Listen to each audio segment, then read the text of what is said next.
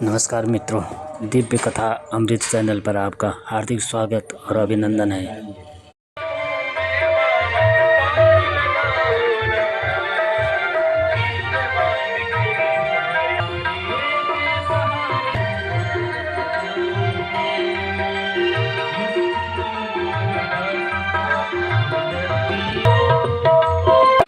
जय हो बोले।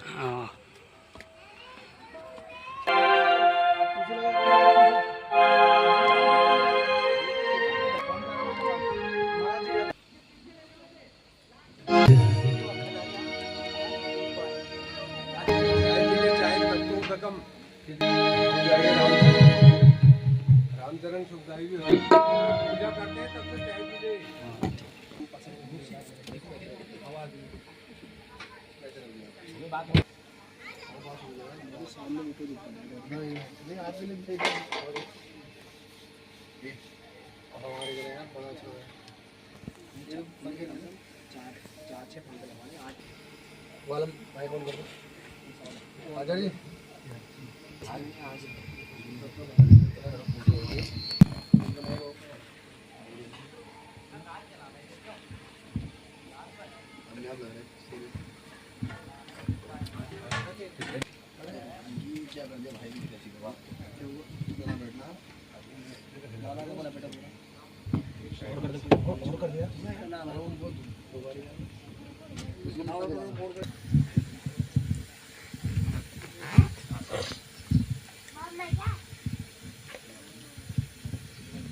ये तो उसमें डाल दिए थे कहाँ गए? शुक्लां ब्रह्म विचारसार परमामाध्यां जगद्व्यापिनीं वीणा पुस्तकधारिणीं अभयतां जाड्यान्धकारापः हस्ते स्फाटिकमालिकां विधृतिं पद्मासने संचितां वन्दे तां परमेश्वरीं भगवतीं बुद्धिप्रदां शारदां महासरस्वत्यै नमः। ध्यानं समर्पयामि पुराणप्रसूतमाय नमः। ध्यानं समर्पयामि पूजनं पाद्योपाद्यं हस्त्योरिघं मुखेवधो कथो कथसभानौ विप्राणमृत्युजन्तते हरिः ओम्। अक्षतान् समर्पयामि अक्षतान् ते पुष्पादीन् वै प्रभो मया नीतान् पुष्पाणि पूजार्थं प्रतिगृहीतान् पुष्पमाल्यां समर्पयामि पुष्पमाल्यां ते धूपम् आघ्राप्यामि प्रत्यक्षदीपं दर्शयामि हतो प्रसाद्य पुरस्सरं नैवेद्यम् ॐ नाभ्यावाशीदन्तरिक्षगुं शेषणौद्योगौषमवर्धत पदभ्यां भौमृतसः चोत्रा तथा लोकान् कल्पयन् नैवेद्यं समर्पयामि नैवेद्यान्ते आचमन्यं जलं प्राणाय स्वाहा पानाय स्वाहा व्यानाय स्वाहा उदानाय स्वाहा समानाय स्वाहा मध्ये मध्ये पाण्यं जलं समर्पयामि करोवर्धनार्थे चन्दनं समर्पयामि ऋतुफलं समर्पयामि द्रव्यदान्ते ऐलालवङ्गाताम्बूलं समर्पयामि द्रव्यदक्षिणां समर्पयामि हिरण्यगर्भः समवर्तदाग्रे भूतस्य जातः पतिरेकासेतः सदाधार पृथिवीं ध्यामते मां कसमे देवाय विकाविधेम द्रव्यदक्षिणां समर्पयामि भगवते महासरस्वत्यै नमः। ॐ महासरस्वत्यै नमः महासरस्वत्यै नमः महासरस्वत्यै नमः। ॐ पुराणप्रसूतमाय नमः पुराणप्रसूतमाय नमः। गुह्यादिगुह्यगोप्तादं ग्रहणास्मत्कृतं जपं सिद्धिर्भवति मे देवत प्रसादात् सुरेश्वरिः नमस्करोमि। ओम शुक्लां ब्रह्मविचारसार परमामाध्यां जगद्व्यापिनीं वीणा पुस्तकधारिणीं अभयतां जाड्यान्धकारापहां हस्ते स्फाटिकमालिकां विधृतिं पद्मासने संचितां वन्दे तां परमेश्वरीं भगवतीं बुद्धिप्रदां शारदां महासरस्वत्यै नमः। श्रीपुराणसूतमाय नमः पुराणाय नमः। प्रियेतां नमः पूर्णा सन्तु मनोरथाः। सुखदेव पूजनं भगवते श्रीशुकाय नमः। सर्वोपचारार्थे गन्धाक्षरपुष्पाणि समर्पयामि। ॐ यं प्रव्रजन्तमनुपेतपेतकृत्यं द्वैपायनो विरहकातराजः पुत्रेति तन्मयतया तलवोऽभिनेदुस्तं सर्वभूतहृदयं मुनिमानतोऽस्मि भगवान् सुखदेवाय नमः। सर्वोपचारार्थे गन्धाक्षरपुष्पाणि समर्पयामि। श्री राधा कृष्णाभ्यां नमः बालकृष्णाभ्यां नमः। सर्व नमो नमः। पाद्योपाद्यं हस्तोरिघं मुखे आत्मन्यं सर्वाङ्गे स्नानं जलं समर्पयामि। सर्वोपचारार्थे गन्धाक्षतपुष्पाणि समर्पयामि। धूपं दीपं प्रदक्षामि हतो प्रसाद्यो नैवेद्यम् ॐ नाभ्यावाशीदन्तरिक्षगुं शेषणौद्योगौषमवर्धत पदभ्यां भौमृदेशः सौत्रा तथा लोकान् कल्पयन् नैवेद्यान्ते आत्मन्यं जलं प्राणाय स्वाहा पानाय स्वाहा व्यानाय स्वाहा उदानाय स्वाहा समानाय स्वाहा मध्ये मध्ये पाणिं जलं समर्पयामि। सरोवर्तनार्थे चन्दनं समर्पयामि फलं समर्पयामि लालवङ्गाय ताम्बूलं समर्पयामि द्रवदक्षिणां समर्पयामि नमस्करोमि। पुष्प लेके भगवान ठाकुर जी का ध्यान करेंगे। ओम बंसी विभूषित करा नवनीरदाभात पीताम्बरा तरुणबिम्ब फलाधरोष्टात् पूर्णेन्दु सुन्दर मुखादर बिन्द नेत्रात् कृष्णात् परं किमपि तत्त्वमहं न जाने। कृष्णाय वासुदेवाय हरे परमात्मने प्रणतः क्लेशनाशाय गोविन्दाय नमो नमः। मंत्रपुष्पाञ्जलिं समर्पयामि। अनया कृताया पूजा भगवान श्री बालकृष्णाभ्यां नमः। प्रीतां नमः पूर्णा सन्तु मनोरथः। अक्षतपुष्पाणि समर्पयामि। पुष्पमाल्यां माल्यादीनि सुगन्धीनि मालत्यादीनि वै प्रभो मया नीतानि पुष्पाणि पूजार्थं प्रतिगृह्यतां पुष्पमाल्यां समर्पयामि।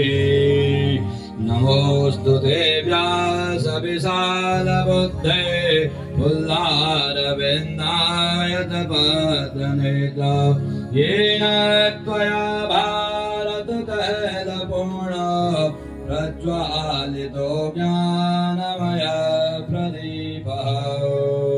ॐ मन्त्रपुष्पाञ्जलिं समर्पयामि। अनादित्यै नमः। की है आरती पापियों को पाप से हटारती। श्री भागवत भगवान की है आरती पापियों को पाप से है तारती। ये अमर ग्रंथ ये मुक्ति पंथ ये पंचम वेद निराला नव ज्योति जगाने वाला। ये अमर ग्रंथ ये मुक्ति पंथ ये पंचम वेद निराला नव ज्योति जगाने वाला। हरि नाम यही हरि धाम यही हरि नाम यही हरि धाम यही जग की मंगल की आरती पापियों को पाप से है तारती। श्री भागवत भगवान की है आरती पापियों को पाप से है तारती। ये शांति गीत पावन पुनीत पापों को मिटाने वाला हरि दर्श दिखाने वाला। ये शांत गीत पावन पुनीत पापों को मिटाने वाला हर दर्श कराने वाला। यह सुख करनी यह दुख हरनी यह सुख करनी यह दुख हरनी श्री मधुसूदन की आरती पापियों को पाप से है तारती। श्री भागवत भगवान की है आरती पापियों को पाप से है तारती। ये मधुर बोल जग खंड खोल सन्मार्ग दिखाने वाला बिगड़ी को बनाने वाला। ये मधुर बोल गद पंथ खोल सन्मार्ग दिखाने वाला बिगड़े को बनाने वाला। श्री राम यही घनश्याम यही श्री राम यही घनश्याम यही प्रभु की महिमा की आरती पापियों को पाप से तारती। श्री भागवत भगवान की है आरती पापियों को पाप से है तारती। पापियों को पाप से है तारती। मातृमध्ये संतोयं भ्रामतं सदोपर्यङ्गलगनं नश्याणां सर्वं पापं कष्टं दुःखं जातं व्यपोहतो जलेन शीतलीकरणेन देवाभिवन्दनम् आत्माभिवन्दनं स्वात्माभिवन्दनं हरि ओं जदनेन धनमयजन्तदेवास्तानि धर्माणि समान्यासन्न ते हनाकं महिमानः सदन्तपूर्वेष्ठाद्याः सन्ति देवाः। ॐ एकदन्ताय विद्महे वक्रतुण्डाय धीमहि तन्नो दन्ते। स्वयं भगवान अपने इष्ट के दर्शन करना चाहते हैं, एक दूसरे के दर्शन करना चाहते हैं। तो इस चरित्र से भगवान हमको क्या सिखाते हैं कि भगवान के बिना जीवन अंधकारमय है। जब भगवान भगवान को देखना चाहते हैं, भगवान भगवान की सेवा करना चाहते हैं, जो भगवान भगवान की दर्शन करना चाहते हैं, तो हम मूर्ख लोग हैं जो हम भगवान पर विश्वास नहीं करते, अपनी आस्था को चोट पहुंचाते हैं। कण कण में भगवान विराजमान है, एक एक कण कण में विराजमान है। हाँ।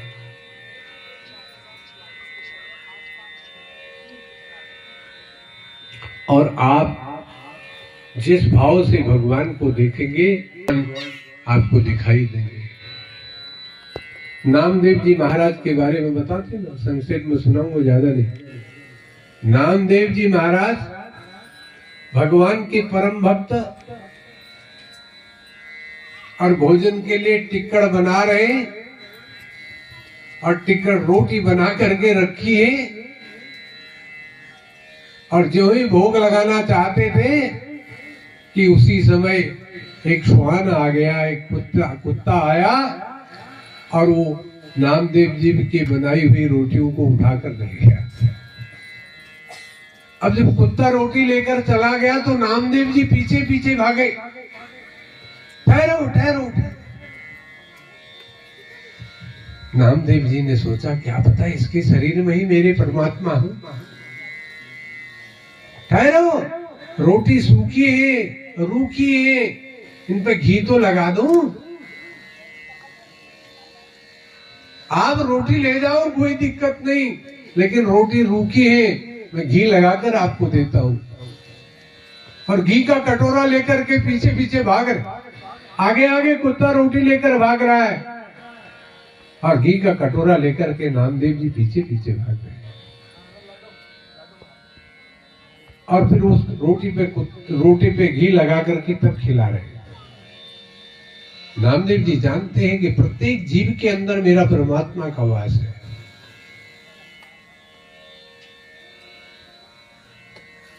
ये भाव है। मीरा ने प्रत्येक जगह गिरधर को देखा। संत तुकाराम भगवान के भजन में ही लीन रहे।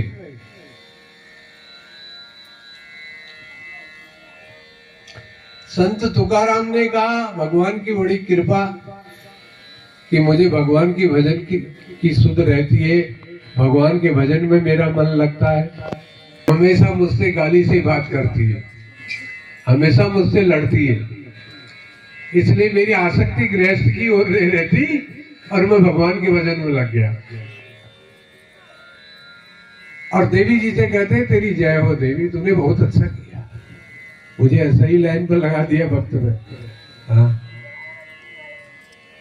भगवान का भजन करते कुछ करते नहीं। एक दिन भिक्षा मांगने के लिए गए हैं, घर में कुछ खाने को नहीं है। मार्ग में एक गन्ना मिल गया, किसी ने गन्ना दे दिया, वो गन्ना ही लेकर के आ गया। कोई सज्जन रास्ते में मिले, उन्होंने कहा कितना सुंदर गन्ना है। बोले भैया खाओगे? बोले हाँ खाऊंगा। उन्होंने आधा तोड़ करके उसको दे दिया। आधा गन्ना लेकर के आ गए घर आए, पत्नी ने कहा क्या लेकर आए खाने के लिए? बोले जो लेकर आए हाथ पर तो है। वो गन्ना छीना हाथ से, ले दनादन ले दनादन। हाँ, वो राम नारायण नारायण नारायण मुख से निकल रहा। हाँ। ये भक्तों की निशानी है।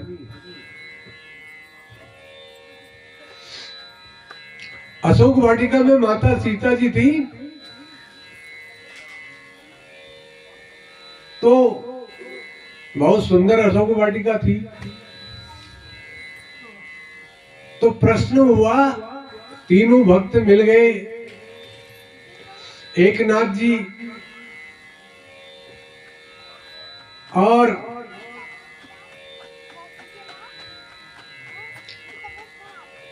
हनुमान जी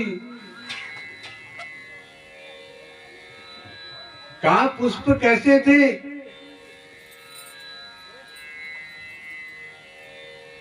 अशोक वाटिका के पुष्प कैसे थे?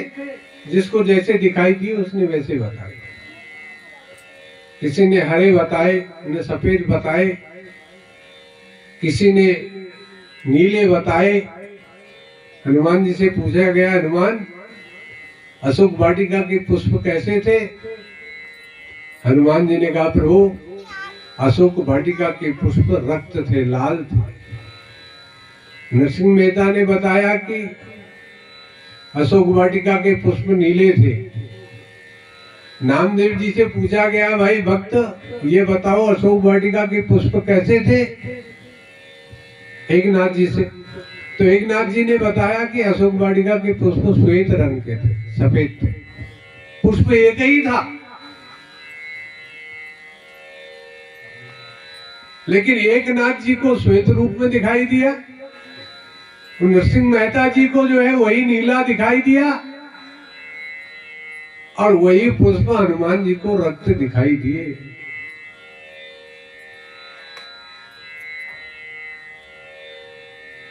भाव यह है कि आप जिस भाव से जिसको देख रहे हैं, उस परमात्मा को देख रहे हैं, वह उसी रंग में प्रत्येक के जीवन में विराजमान है, प्रत्येक के शरीर में विराजमान है। पुष्प वही थे, लेकिन भाव सबका था, भगवान के प्रति था। जिसने जिस भाव से देखा, लेकिन देखा तो परमात्मा। संक्षेप में सुना रहा हूं। भोलेनाथ को आनंद हुआ, अपने प्रभु के दर्शन किए, और देखो पूतना जो जहर पिलाने के लिए आई थी, उस जहर पिलाने वाली को भी भगवान ने सद्गति प्रदान की और अपना लोक प्रदान किया।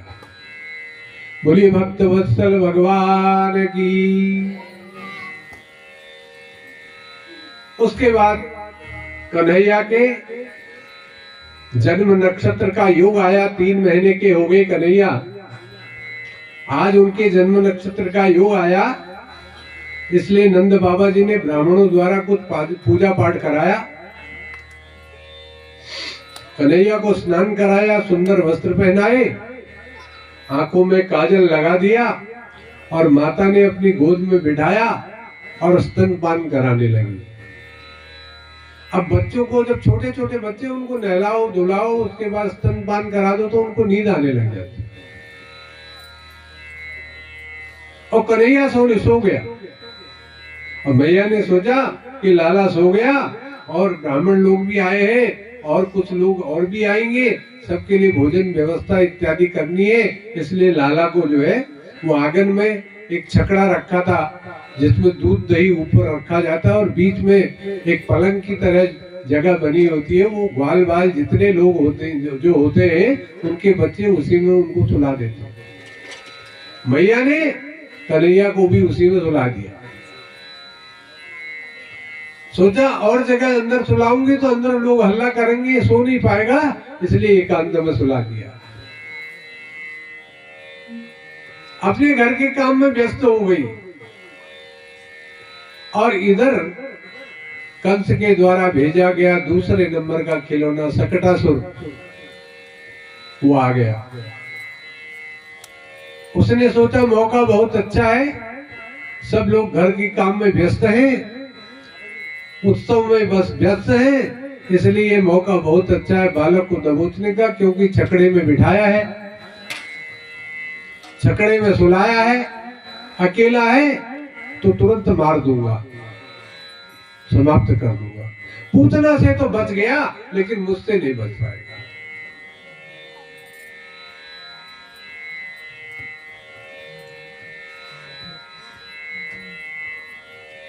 और ज्यों ही सकटासुर छकड़े के नजदीक पहुंचा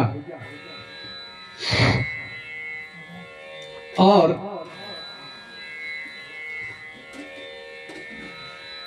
कन्हैया को दबाने लगा, ऊपर बैठ करके कन्हैया को मारूंगा यह विचार कर रहा था। तुरंत दबाते ही छकड़े में जैसे ही उसका हाथ पड़ा, ऐसे ही भगवान की नींद खुल गई, कन्हैया की नींद खुल गई। और कन्हैया ने, वो सकटासुर जैसे ही बैठा छकड़े के किनारे पर, कन्हैया ने अपने नन्हे पैर से बहुत जोर से छकड़े के ऊपरी भाग पर लात मारा, और उसी लात से वो आकाश को उछल गया और बहुत ऊंचे जाकर के फिर नीचे पृथ्वी पर गिरा, और उसकी राम नाम सत्य हो गई। सकटासुर का भी कल्याण कर दिया। अब मौकुट से यदि कोई सामग्री आती है ना, कोई गिफ्ट विफ्ट आते हैं तो अच्छे आना चाहिए, अच्छे जो बच्चे के लायक हो, जो बच्चों को पसंद आए। अभी तो ऐसी ऐसी चीजें भेज रहा है दुष्ट, जो कन्हैया को पसंद ही नहीं आते, तुरंत कन्हैया उड़ा देता है। पूतना को उड़ा दिया, सकटासुर को उड़ा दिया, और तृणावर्त का भी भगवान ने उद्धार कर दिया। और देखो जितने जितने को मार रहे हैं, लेकिन भगवान अपना धाम देते। देखो रावण ने भगवान राम के साथ रार किया था, लेकिन रार इसलिए किया था कि अभी मौका है, कि राक्षस कुल का यदि उद्धार करना है, अभी मौका है, इसलिए सबसे अंत में मैं लड़ने जाऊंगा। एक एक करके योद्धाओं को लड़ने के लिए भेजा और भगवान के साकेत धाम में पहुंचाया, भगवान के हाथों मरवाया। और जिसकी मृत्यु भगवान के हाथों होगी तो भगवत धाम को प्राप्त करता है। सकटासुर, पूतना, तृणावर्त, ये मृत्यु के पश्चात सीधे तृणावर्त आंधी तूफान के रूप में आया, भयंकर आंधी तूफान के रूप में, और कन्हैया को उड़ा कर ले गया। उड़ा कर ले गया। मैया यशोदा ने देखा कन्हैया तो कहीं है ही नहीं, और जब कन्हैया को वहां देखा नहीं तो चिल्लाने लगी। सारे गोप गोपियां इकट्ठी हो गई, और इतनी देर में तो तृणावर्त का भगवान ने कल्याण भी कर दिया, और जहां थे वहीं आ गए। ऐसे परमात्मा बड़ी लीला करते हैं। देखो जब सकटासुर का भगवान ने वध किया था तो बहुत जोर की आवाज बाद में हुई थी। जब सकटासुर नीचे गिरा था तो वहां की धरती कांप गई थी। मैया यशोदा भागी घर से बाहर, कुछ गड़बड़ हो गया, कहीं लाला को कोई कष्ट ना हो गया हो, तो देखा कि उतना बड़ा राक्षस जो है वहां गिरा पड़ा है। अब 3-4 गोपियां उधर से आ रही थी कि यशोदा की थोड़ी सहायता करेंगे, आज काम है उसके घर में, सहायता करेंगे। तो उन गोपियों ने देखा ये नन्हे कन्हैया ने क्या किया कि बहुत जोर से लात मारा है सकड़े को, और जो जोर से वो नन्हे पैर से लात मारा है तो सकटासुर आकाश की ओर उछला है। वो गोपियां कहने लगी यशोदा तू जानती है तेरा लाला बहुत कोई न कोई भगवान आकर के यहाँ ब्रजमंडल में अवतरित हुआ भाई। बोले कैसे? अरे बोले सुनती नहीं, तुम समझती नहीं हो, इतनी भयंकर राक्षसनी पूतना को कोई साधारण व्यक्ति मार सकता है क्या? अरे कोई साधारण बालक थोड़ी हत्या मार सकता है उसको। तेरा बालक साक्षात परमात्मा है। बोले कैसे? बोले अरे मैं घर से आ रही थी और तूने कन्हैया को छकड़ी पर सुलाया था। ये सकटासुर नाम का असुर जो है अपने छोटे रूप में वहां पर आया, और जो ही छकड़े पर बैठकर कन्हैया को दबाना चाहता था कि कन्हैया ने अपने नन्हे पैर से जोर जोर से मारा, और ये सकटासुर तो आकाश की ओर उछला, धड़ाम से वहां नीचे गिर गया, और तुरंत पंचतत्व में विलीन हो गया, पंचत्व को प्राप्त हो गया, मृत्यु को प्राप्त हो गया। अरे पगली, ये किसी के, ये कोई साधारण बालक है क्या? इतने छोटे से नन्हे पैर से लात मारता है और इतने बड़े राक्षस को मार दिया। यशोदा कहती है तो पागल है, पागल बनाती है मुझको। अरे इतने छोटे बच्चे के पैर से क्या इतना बड़ा राक्षस मरता है? क्यों झूठ बोलती है सखी? बोली नहीं नहीं। दूसरी सखी कहती है नहीं नहीं सखी झूठ नहीं बोलती, नंदरानी ये झूठ नहीं बोल रही है, मैंने भी अपनी आंखों से देखा। लेकिन भगवान योग माया का आवरण फैला देते हैं, फिर उनकी बुद्धि भुला देते हैं, याद नहीं रहता, घटनाक्रम को भुला देते हैं भगवान। ऐसे परब्रह्म परमात्मा है। तो भगवान ने पूतना तृणावर्त सकटासुर का वध कर दिया।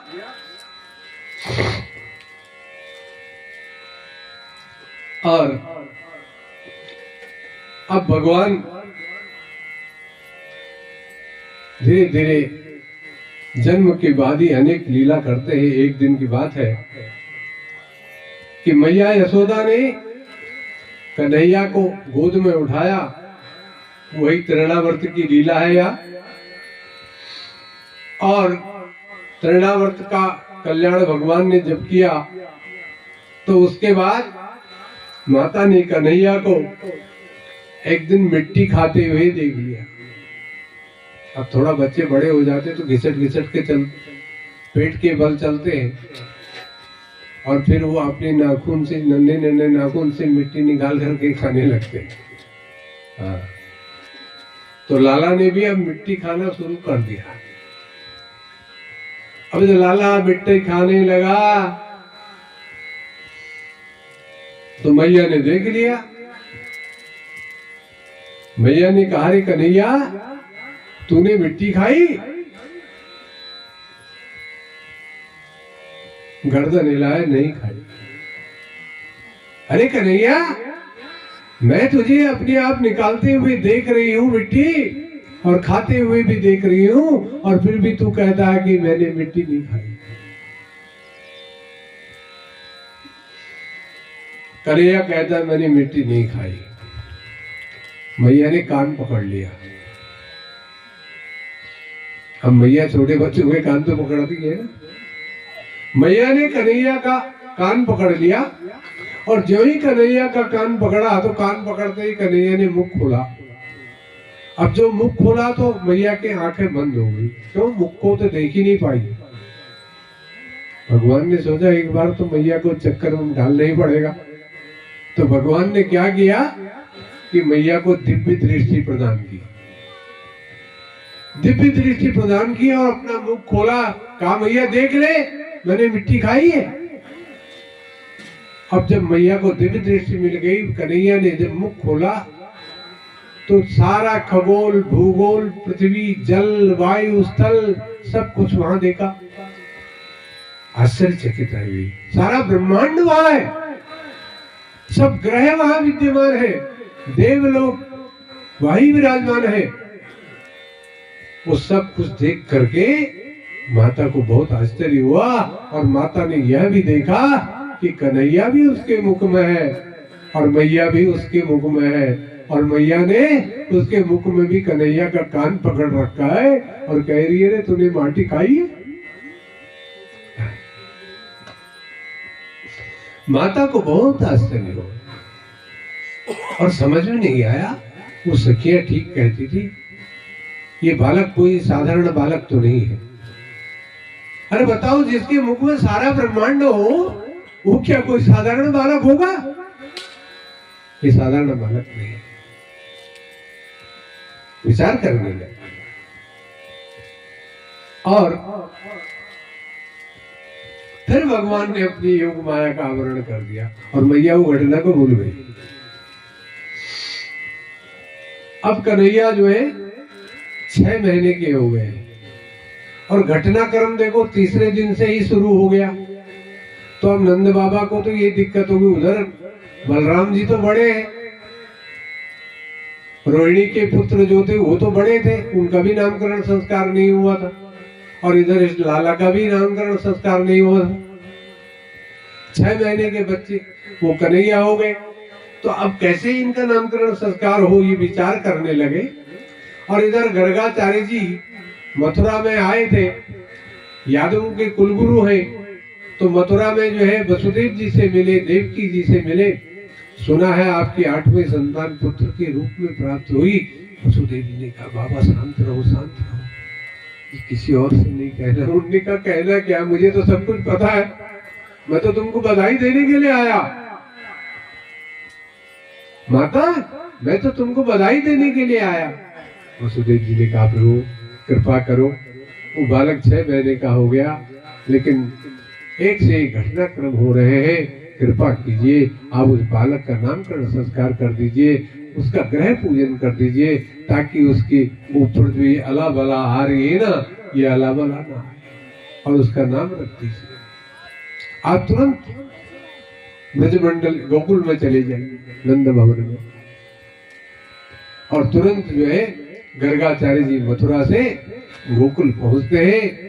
और गोकुल जब पहुंचते हैं तो कन्हैया को देख करके मंत्रमुग्ध हो जाते हैं।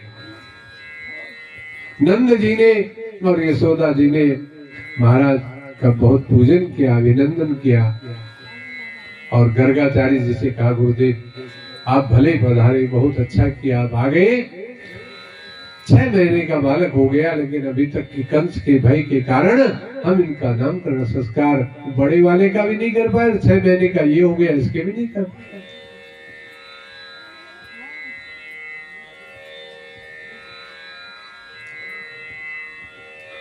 तब बोले, गुरुदेव नामकरण संस्कार करना है, लेकिन हम कोई उत्सव नहीं करेंगे, क्योंकि कंस का भय है। पहले पूतना आई, पूतना को मार दिया, फिर सकटासुर आया, सकटासुर भी मर गया, तृणावर्त भी मर गया। अब क्या पता कोई और घटनाक्रम न हो जाए, इसलिए गोपनीयता से हम इसका नामकरण संस्कार करेंगे गौशाले के अंदर।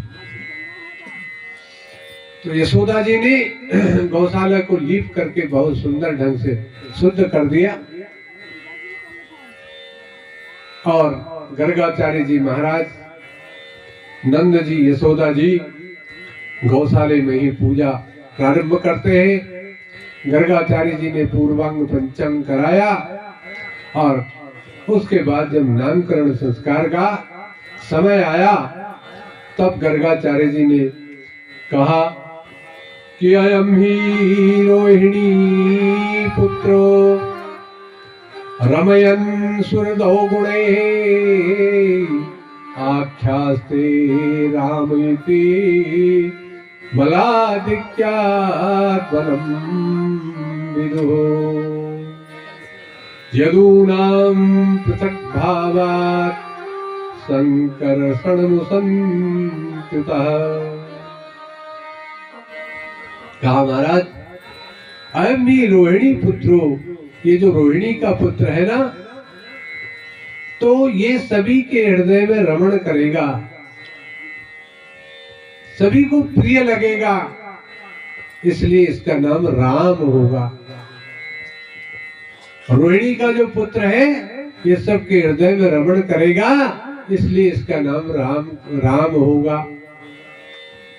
और कहा कि आख्यास्ते राम इति बलाधिक्यात् बलम विदुः, ये बहुत बलवान होगा, इसका नाम बलभद्र भी होगा, बलराम भी कहेंगे। हाँ। और यदूनाम पृथक् भावात् संकर्षण मुसंत्युतः, कहा कि देखो यादवों से ये पृथक हो गया, अर्थात देवकी के गर्भ से संकर्षण के द्वारा रोहिणी के गर्भ में स्थापित हुआ, इसलिए इसका नाम संकर्षण भी होगा।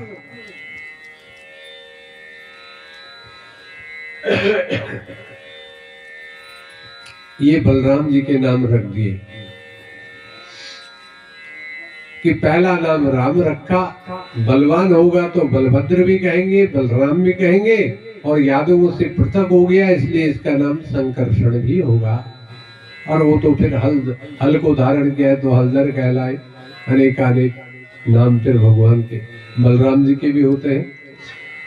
और कहा कि जो ये दूसरा पुत्र है ना आपका, कि आसन वर्णास्त्रयो यस्य गृहणोनुयुगं तनु शुक्लो रक्तस्तथा पीतः इदानीं कृष्णतां गतः।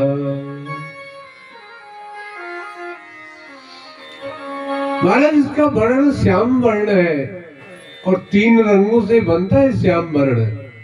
बोले कौन से 3 रंग हैं? बोले शुक्लो रक्तस तथा पीतः, श्वेत, लाल और पीला, इन 3 रंगों को मिला दिया जाए तो श्याम वर्ण बन जाता है। हाँ। तो कहा कि आसन वर्णास्त्रयो यस्य गृह्णोनुयुगं तनु शुक्लो रक्तस तथा पीतः इदानीं कृष्णतां गतः। ये 3 रक्तों से 3 रंगों से मिल करके इसका वर्ण बना है, इसीलिए इसको कृष्ण कहेंगे। और यह संसार के जीवों के मनों को आकर्षित करेगा और इसलिए भी इसको कृष्ण नाम से पुकारा जाएगा।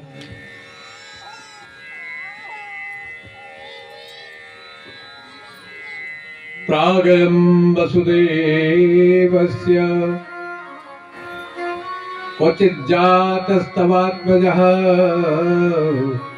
वासुदेवेति श्रीमान् विज्ञः संप्रचक्षते। और कहा देखो वसुदेव और देवकी के द्वारा इसका जन्म हुआ, इसलिए इसका नाम वासुदेव भी होगा। कि वसुदेव जी का पुत्र है, इसलिए इसको वासुदेव भी कहेंगे। और फिर कह दिया कि बहूनि सन्ति नामानि रूपाणि च सुतस्य ते गुणकर्मानुरूपाणि तान्यहं वदनो वेदनो जनः। कहा नंद जी, ये जो बालक है ना, इसका नामकरण करना मेरे बस की बात नहीं है। इसके तो बहुत नाम है, बहूनि सन्ति नामानि रूपाणि च सुतस्यते गुण कर्मानुरूपाणि तान्यहं वेदनो जनः। इसके नामों का वर्णन वेद भी नहीं कर सकते, मैं क्या करूंगा। इसलिए अच्युतम केशवम अच्युतं केशवं रामनारायणं कृष्णदामोदरं जानकीवल्लभम्। अच्युतं केशवं जानकीवल्लभं जानकीनायकम्।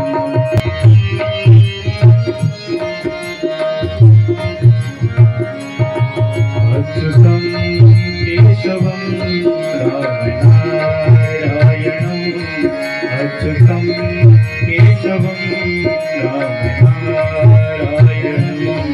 जानकीनायकं रामचन्द्रं भजे। जानकीनायकं रामचन्द्रं भजे।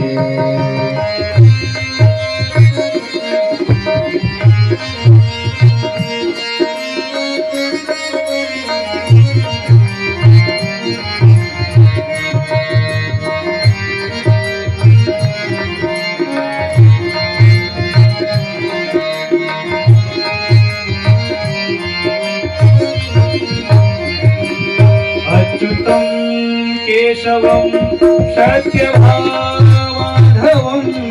माधवं श्रीधरं राधिकाराधितं माधवं श्रीधरं राधिकाराधितं इंदिरं चेतसा सुन्दरं देवकी नन्दनं नन्दजं सन्दधे विष्णवे जिष्णवे संजिने चक्रिणे रुक्मणी रागिणे जाये वल्लभी वल्लभा याचिकायात्मने कंचविंध्वंसिने वंशिने ते नमः। अच्युतं केशवं रामनारायणं कृष्णदामोदरं वासुदेवं भजे।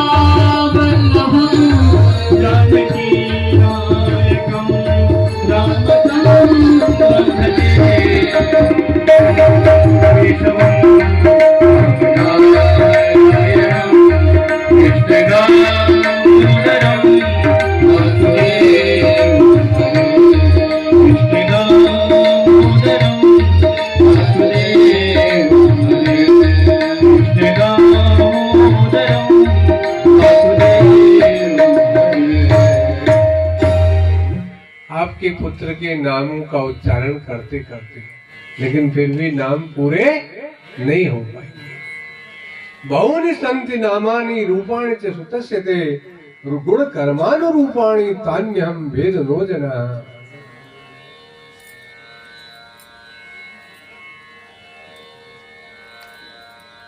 वेद भी आपके पुत्र के नामों का गुणगान कर नहीं सकते। गर्गाचार्य जी ने नामकरण संस्कार कर दिया। दोनों का जब नामकरण संस्कार हो गया तो नामकरण संस्कार के पश्चात गर्गाचार्य जी ने नंद जी से कहा, नंद जी दोनों पुत्रों का नामकरण संस्कार हो गया, सो अब मैं प्रस्थान करता हूं। तब मैया यशोदा हाथ जोड़कर खड़ी हो गई, गुरुदेव आपने बहुत बड़ी कृपा की। रोहिणी के पुत्र और मेरे पुत्र दोनों का आपने नामकरण संस्कार कर दिया। आज हमारा भी और हमारे पुत्रों का भी जन्म धन्य हो गया, जिनका नामकरण करने स्वयं गर्गाचार्य जी आए। अब अनेकानेक तर्क हैं। जो गर्गाचार्य जी हैं उनकी आराध्या भी मां भगवती राधा ही हैं। शुक्राचार्य जी की जो आराधिका है, आराधिता है, वो भी जो है राधिका ही है। उनकी भी गुरु राधिका है, इनकी भी गुरु राधिका है। हाँ, गर्गाचार्य ने पूरे गर्ग संहिता लिखी है और गर्ग संहिता में पूरे राधा जी का नाम है, चित्रण है।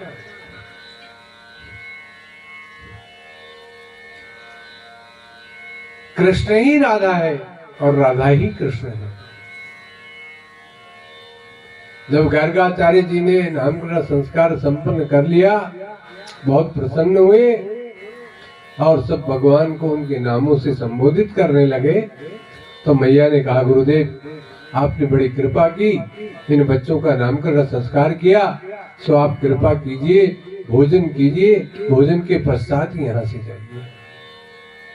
गर्गाचार्य जी ने कहा, देवी आपको पता है मैं किसी की बनाया हुआ भोजन नहीं करता, मैं तो स्वयं पाकी हूँ, अपने हाथ से भोजन बनाता हूँ और भगवान को भोग लगाता हूँ और तब मैं भोजन पाता हूँ, प्रसाद पाता हूँ। मैया ने कहा, कोई चिंता नहीं महाराज, आप बनाइए, कोई दिक्कत नहीं। बिना जल वाला दूध, बिना पानी का दूध और चावल, सुंदर ढंग से खीर बनाइए। ब्राह्मणम मधुर प्रिय, ब्राह्मण को तो मीठा खूब प्रिय है, तो इसलिए खीर बनाइए, आरोगी, प्रसाद भोग भी लगाइए।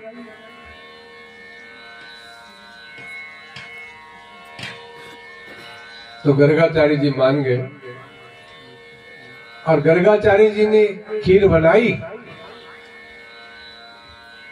खीर का प्रसाद बनाया और सुंदर थाल में जो है भोग लगाया, रखा गया और भोग लगाया भगवान का। पुरुष सूक्त का पाठ करने लगे। सरस्वती रेखा भुरुगा सहस्राक्षा सहस्रपात सभूमिगुं सर्वतिष्ठा दशांगुलम, है ना। नाभ्यासीदन्तरिक्षगुं श्रीष्णोर्दिवो समव्रतपापभ्यां भूमृति सहस्रोत्रादधालोकान् नागलभयन्। और कहा कि ब्रह्मार्पणम ब्रह्महविर् ब्रह्माग्नौ ब्रह्मणाहुतं ब्रह्मैव तेन गन्तव्यं ब्रह्म कर्म समाधिना त्वदीयं वस्तु गोविन्द तुभ्यमेव समर्पयेत् गृहाण सम्मुखो भूत्वा प्रसीद परमेश्वर। नेत्र बंद है गर्गाचार्य जी के। पुरुष सूक्त का पाठ पूर्ण हुआ तो कहने लगे कि ब्रह्मार्पणम ब्रह्महविर् ब्रह्माग्नो ब्रह्मणाहुतं ब्रह्मैव तेन गन्तव्यं ब्रह्म कर्म समाधिना। अर्थात जो ये अन्न है, ये अन्न जहां से भी पैदा हुआ, जहां तक पहुंचा, अग्नि भी ब्रह्म है, पकाने वाली जल भी ब्रह्म है, अन्न भी ब्रह्म है, दूध भी ब्रह्म है, सब ब्रह्म ही ब्रह्म है। इसलिए ब्रह्म को ही अर्पण है।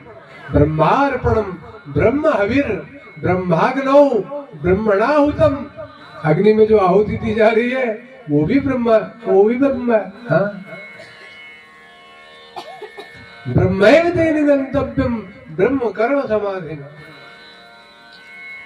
और कह दिया महाराज त्वदीयं वस्तु गोविंद तुभ्यमेव समर्पयेत् गृहाण सम्मुखो भूत्वा प्रसीद परमेश्वर। हे प्रभु, हे नारायण, आपकी दी हुई वस्तु मैं आपको ही अर्पण करता हूँ। त्वदीयं वस्तु गोविंद तुभ्यमेव समर्पयेत्, आपकी दी हुई वस्तु मैं आपको ही अर्पित करता हूँ। गृहाण सम्मुखो भूत्वा, सामने आइए और ग्रहण कीजिए। प्रसीद परमेश्वर, और ग्रहण करके फिर प्रसन्न हो जाइए। हाँ। अच्छा, भगवान ने कहा देखो मेरा भक्त मुझे बुला रहा है, भोग लगाए बिना गर्गाचार्य जी कभी भोजन नहीं करते। और देखो कभी भी जिन्होंने लड्डू गोपाल जी रखे हो, अन्य भगवान की जो पूजा करते हो, बगैर भगवान को भोग लगाए भोजन नहीं करना चाहिए। भोग लगाने से भोजन अमृत बन जाता है, और यदि भोग न लगाए तो उसमें तामस आ जाता है।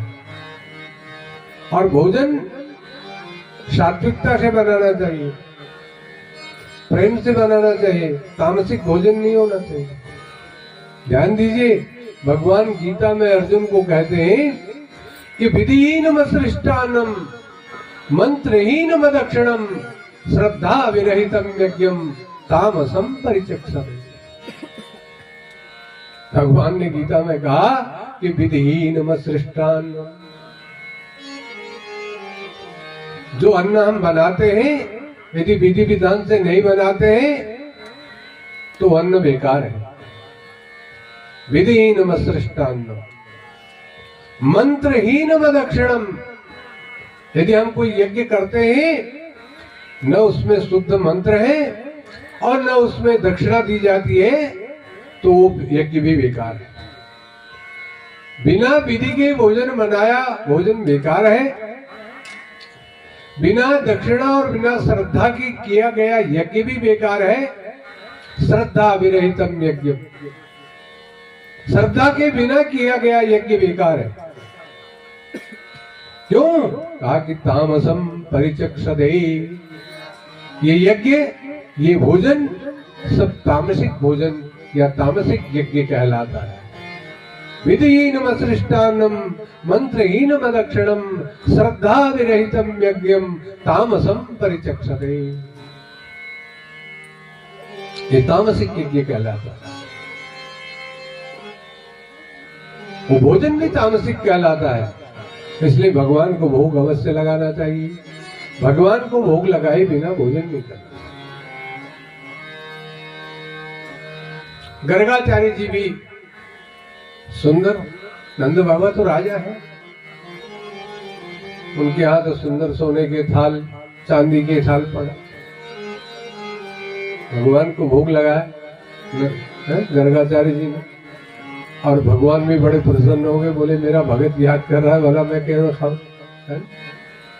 वो नन्हा सा कन्हैया घुटनों के बल चल चल करके वहां पहुंच गया जहां वो खीर की थाल रखी थी। गर्गाचार्य जी के नेत्र बंद है और मंत्र उच्चारण चल रहा है, ओम नमो भगवते वासुदेवाय, ओम नमो।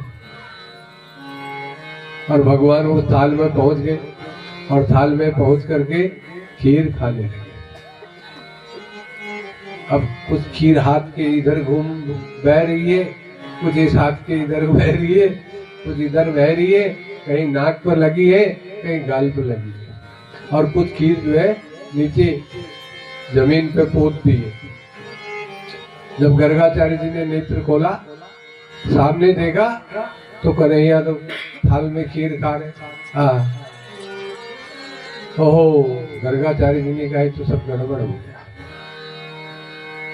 इसने मेरी खीर झूठी कर दी। अरे यशोदा सुनती हो, यशोदा रानी सुनती हो? तो यशोदा जी भागती हुई आई। हाँ महाराज कहो। बोले देखो तुम्हारे लाला की करनी। बोले क्या हुआ महाराज? बोला देवी इसने मेरी खीर झूठी कर दी। अब क्या करूं, ये नन्हा तो बालक है 6 महीने का, अब इसको कुछ दंड तो दिया नहीं जा सकता, इसलिए एक काम करना, ये खीर किसी को खिला देना और मैं प्रस्थान करता हूँ। यशोदा जी तो फिर दंड की तरह नीचे गिर गई, पैर पकड़ने लगी, पैर पकड़ लिए, कहा प्रभु कृपा करो, दया करो, कोई बात नहीं, हमारे यहाँ दूध दही की कोई कमी नहीं है, मैं फिर से चूल्हा चौका लीप देती हूँ, बहुत सुंदर ढंग से स्वच्छ कर देती हूँ, और ये दूध फिर है पड़ा हुआ, इस दूध से आप खीर बनाइए दोबारा, कोई दिक्कत नहीं, थोड़ा विलम्ब तो होगा, आप अपराध क्षमा कर दीजिए महाराज, ये बालक की तरफ से मैं क्षमा याचना करती हूँ। और अब की बार एक काम करूंगी, मैं इसको जो है एक कोठरी में बंद कर दूंगी, बाहर से कुंडी लगा दूंगी। गर्गाचार्य जी दोबारा रुकने को तैयार नहीं थे, लेकिन जब बहुत विशेष अनुग्रह यशोदा जी ने किया तो गर्गाचार्य जी ने फिर स्वीकार कर लिया, स्नान ध्यान किया, फिर दूध वस्त्र बदले और वस्त्र बदल करके संध्या बंदन करके मध्याह्न कालीन और पश्चात फिर खीर बनाने लगे। और खीर बनाने लगे, खीर बन गई, फिर थाल सज गई और फिर भगवान का भोग लगाने के लिए तैयार हुए। और इधर कन्हैया जो है वो बंद है, भजन गा घनश्याम आइए प्रभु श्याम आइए, मेरे भोजन का भोग लगाइए। घनश्याम आइए प्रभु श्याम आइए, मेरे भोजन का भोग लगाइए। मेरे भोजन का भोग लगाइए, मेरे भोजन का भोग लगाइए।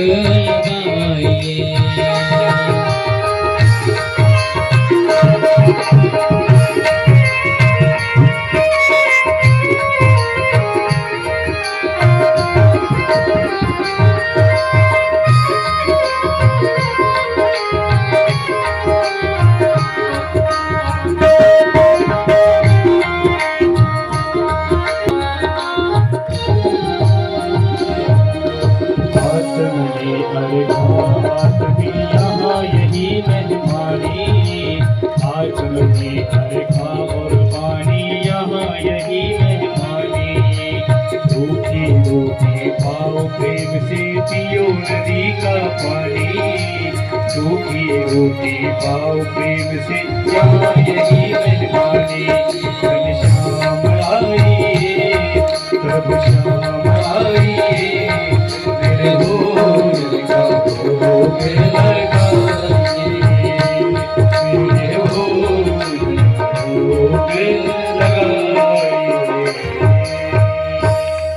बोले आनंद कंद भगवान की जय। अब भगवान को याद किया, फिर वही पुरुष सूक्त का पाठ, और आइए भोग लगाइए।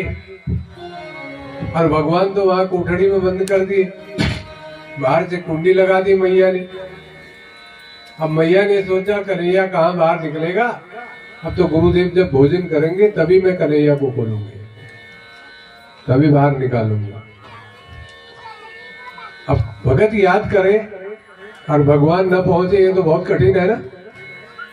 गर्गाचारी जी याद कर रहे हैं, आइए भोग लगाइए, भोजन कीजिए, और भगवान को कोठरी में बंद कर दिया। भगवान कैसे न जाए, ये तो दिक्कत हो जाएगी।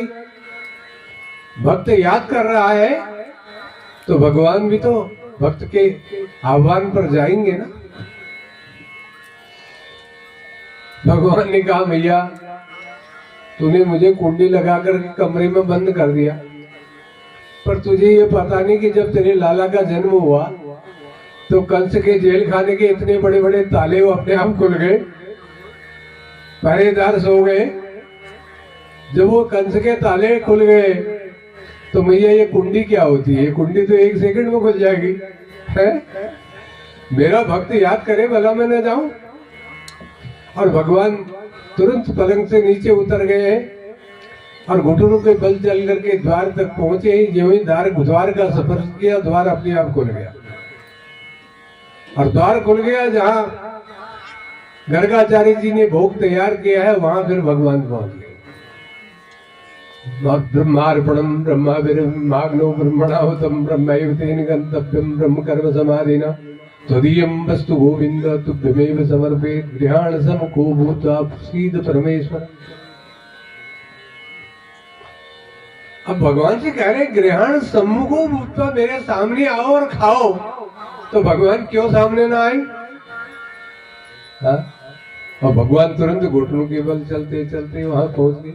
फिर थाल में से खीर खा ले।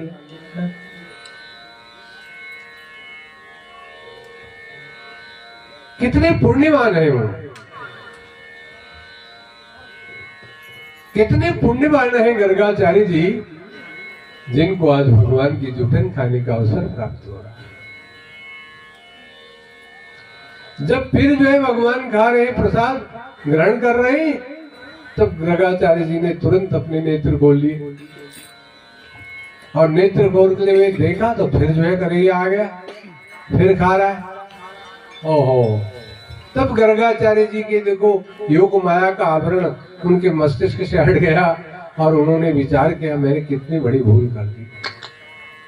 भगवान का प्रसाद एक बार मैंने त्याग कर दिया। बताओ, अरे ये तो त्रिलोकी नाथ है, इनकी जूठन भला संसार में किसको प्राप्त होगी।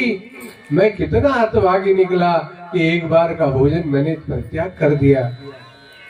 अच्छा हुआ कि योग माया का आवरण हट गया और मैं समझ गया ये मेरे प्रभु हैं, ये तो त्रिलोकी नाथ है, चराचर जगत के स्वामी हैं। इनकी जूठन खाने के लिए लोग लालायित रहते हैं और मैंने इनकी जूठन का त्याग कर दिया। ओ कन्हैया, बालकृष्ण भगवान के चरण स्पर्श किए, प्रणाम किया। अब कन्हैया ने सोचा कि ये और आवाज मारेंगे, कहाँ आवाज मारेंगे, उनको तो आत्मग्लानि हो गई। कन्हैया को अपनी गोद में बिठा लिया, थाल में से खीर निकाली और कन्हैया के मुंह में ठोस रहे, मेरे भोजन का भोग लगा, मेरे श्याम आइए, घनश्याम आइए, मेरे भोजन का भोग लगाइए, मेरे श्याम आइए, घनश्याम आइए, मेरे भोजन का भोग लगाइए, मेरे भोजन का भोग लगाइए, मेरे भोजन का भोग लगाइए, मेरे भोजन का भोग लगाइए, श्याम आइए, प्रभु श्याम आइए, मेरे भोजन का भोग लगाइए, मेरे भोजन का भोग लगाइए। और जब गर्गाचार्य जी स्वयं ही जो है थाल में से खीर निकाल के भगवान को खिलाने लगे, तब तक मैया यशोदा आ गई कि गुरुदेव की खीर बनी कि नहीं बनी। वो कन्हैया भी कमरे में बंद होगा, बेचारा सबसे दिक्कत में रहेगा। यदि गुरुदेव ने प्रसाद ग्रहण कर लिया हो तो फिर मैं उसको खोल दूंगी। और जैसे ही कमरे की तरफ जाती है तो द्वार खुला है, कन्हैया गायब। आश्चर्यचकित रह गई।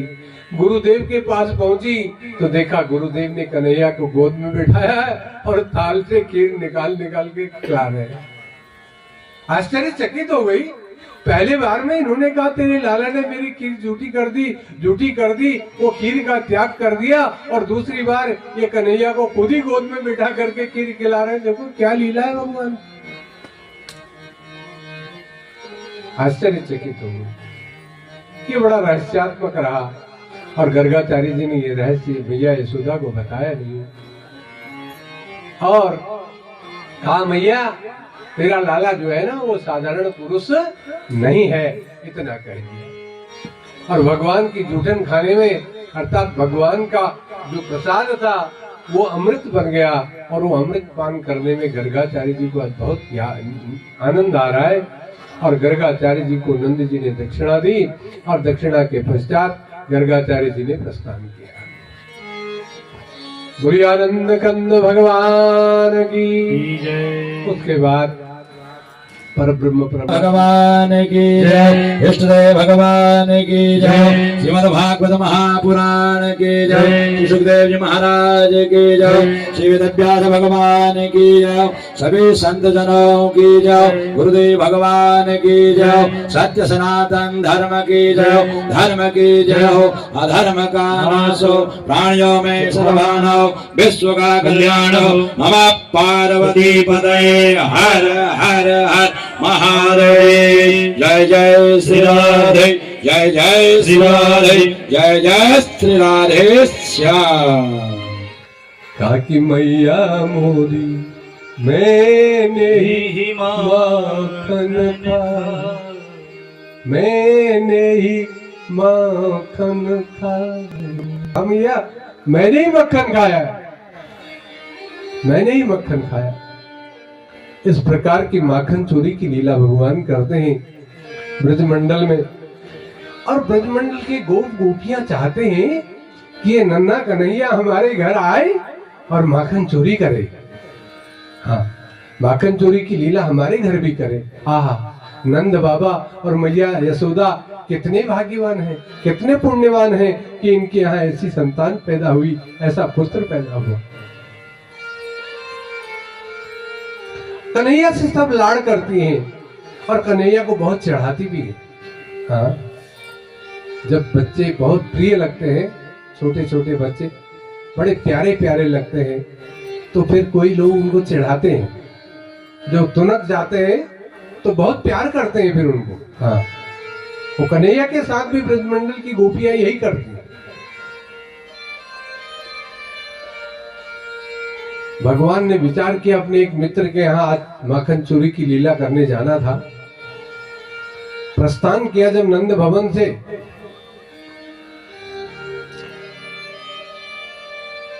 मार्ग में जा रहे हैं तो देख रहे हैं कि कुछ गोपियां दही दूध मक्खन की हांडियां अपने सिर पर लेकर के मथुरा की ओर जा रही।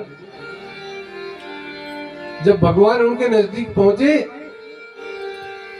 तो कहा रे कन्हैया किसकी यहाँ चोरी करने जा रहा है? कन्हैया ने कहा सखी तुम्हारे ही घर तो जाना था, पर तुम तो घर पर ही नहीं हो तो चोरी क्या करना है? ये मक्खन दूध दही तो तुम मथुरा ले जा रही हो, तो चोरी क्या करूंगा?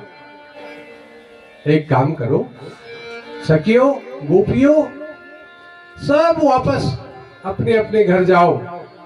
अब कंस के यहाँ कोई दही माखन दूध नहीं जाएगा। देखो तुम लोग बहुत कमजोर हो गई हो, अपना दूध दही माखन स्वयं खाओ। तुम लोग पुरुषार्थ करती हो, मेहनत करती हो और फिर दही दूध माखन जो है वो कंस के यहाँ भेजती हो, यह अच्छा नहीं है। चलो वापस चलो, अपने अपने घर जाओ। जब कन्हैया ने कहा कि घर जाओ तो कंस का भय जो है और प्रबल हो गया मन में।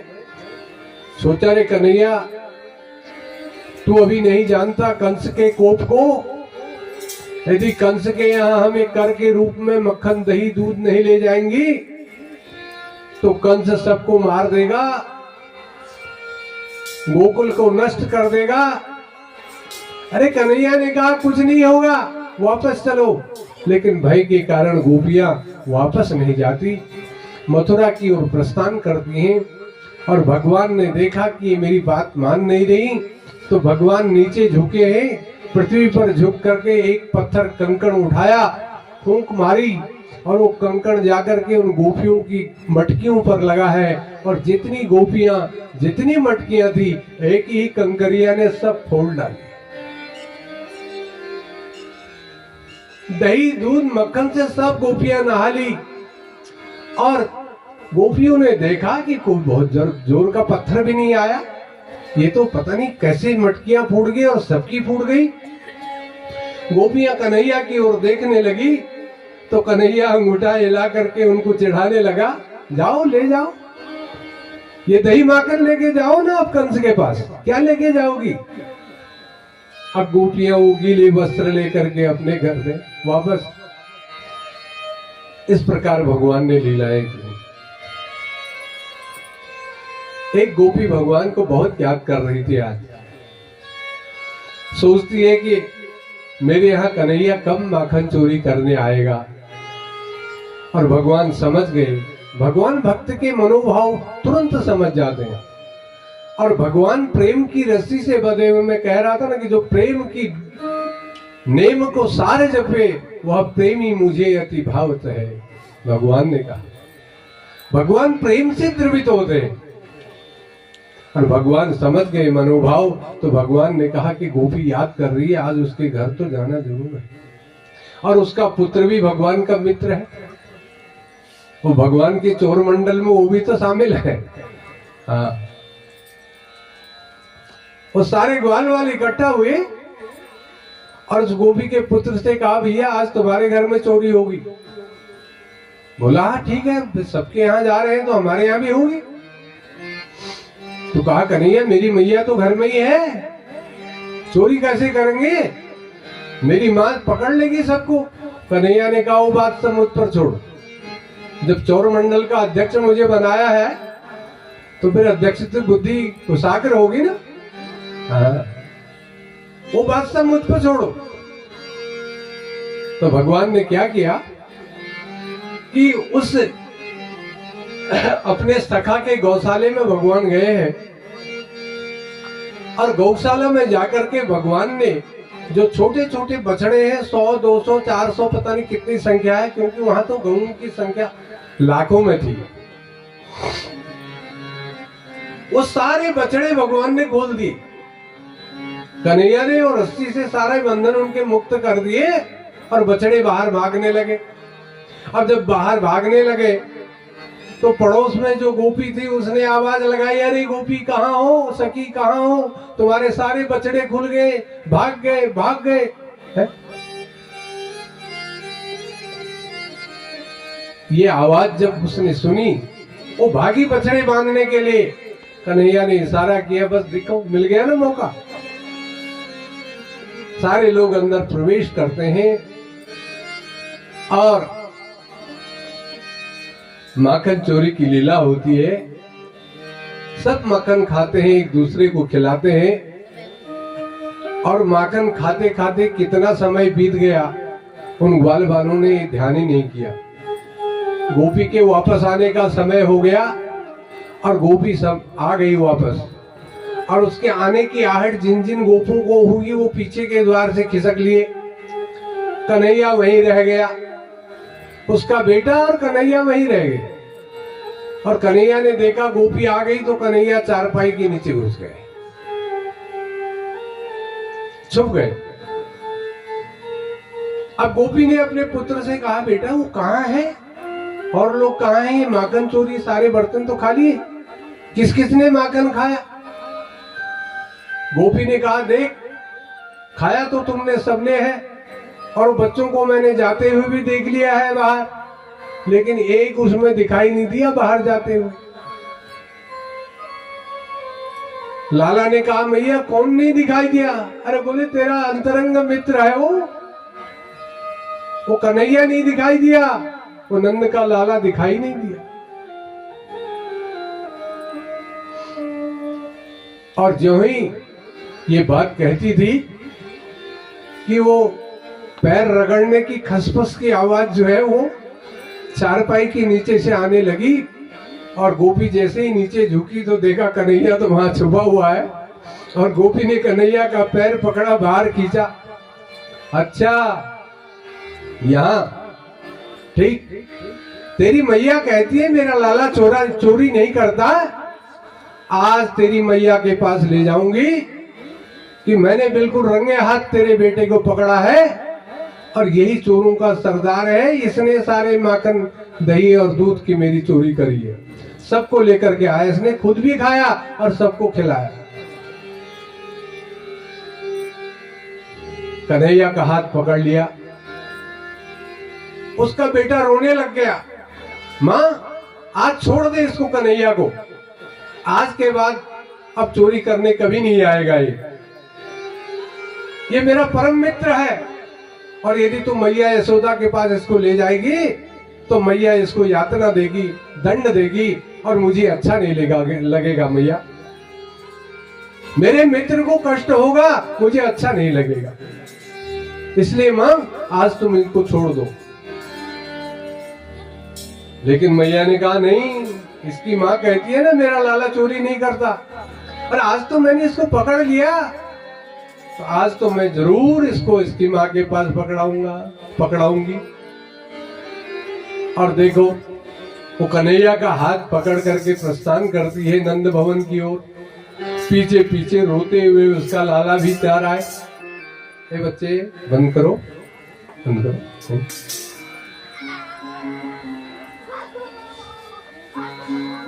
पीछे पीछे उसका लाला भी रोते हुए जा रहा है और कह रहा मां छोड़ दे छोड़ दे। कन्हैया ने दूसरे हाथ से इशारा किया रोना बंद कर। अब उसने रोना बंद कर दिया और गोपी ने लंबा घूंघट निकाल लिया। ब्रजमंडल की गोपियां लंबा घूंघट किया करती, रास्ते में कहीं कोई बड़े बूढ़े मिल गए, बुजुर्ग मिल गए तो उनके लिए पर्दा करना होता है, तो इसलिए लंबा घूंघट गोपी ने निकाल दिया और कह रही है ठहर, आज बताऊंगी। तेरी मां कहती है ना मेरा लाला चोर नहीं है, आज बताऊंगी। अब कन्हैया का हाथ उसने जोर से पकड़ा। कन्हैया ने कहा रे गोपी तो बड़ी निर्दयी है। बोली क्यों? बोली मेरे हाथ दुखने लग गया, तूने इतने जोर से मेरा हाथ पकड़ा है। और गोपी कह रही है कि श्याम तूने, कृष्णा तूने, मोहन तूने माखन क्यों खाया, मेरे घर चोरी करने आया। श्याम तूने माखन क्यों खाया, मेरे घर चोरी करने आया। श्याम तूने, कृष्णा तूने, मोहन तूने माखन क्यों खाया, मेरे घर चोरी करने आया। ओ श्याम तूने, मोहन तूने, कृष्णा तूने माखन क्यों खाया, मेरे घर चोरी करने आया। मेरे घर चोरी करने आया। माँ बापों का लाडला, माँ बापों का लाडला, बड़े घरों का तू, माँ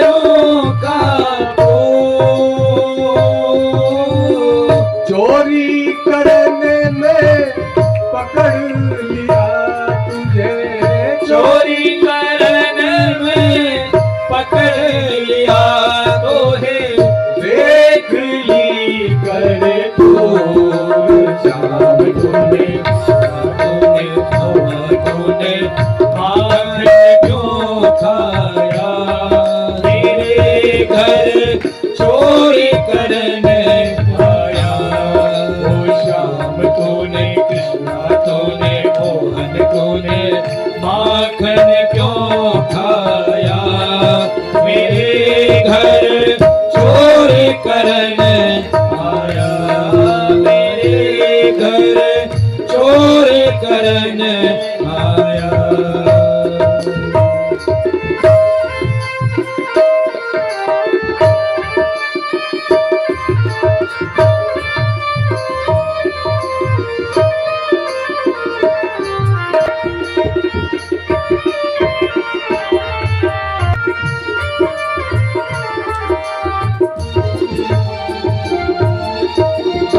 गोरस बिखरा देखते, गोरस बिखरा देख के, गोरस बिखरा देखते, हाँ गोरस बिखरा देख के, सोचती थी दिन रात,